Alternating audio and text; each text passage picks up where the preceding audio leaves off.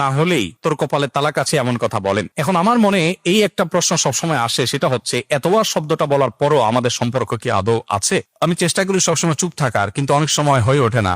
যখন গায়ে হাত তোলে বা মিথ্যা অপবাদ দেয় বা চরিত্র নিয়ে কথা বলে, এমনকি আমার বাবা মাকে তুলে গালিগালাজ করে।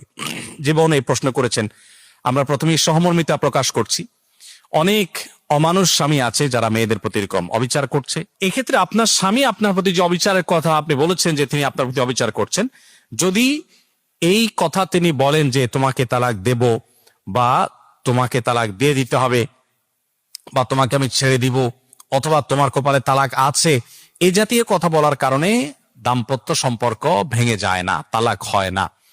তালাক হয় পার্টিকুলার কোনো ওয়ার্ড যখন ব্যবহার করা হয় যেটা অতীতকালীন ক্রিয়া, যে তোমাকে তালাক দিলাম, ছেড়ে দিলাম, এই টাইপের কথা বললে তালাক হয়ে যায়।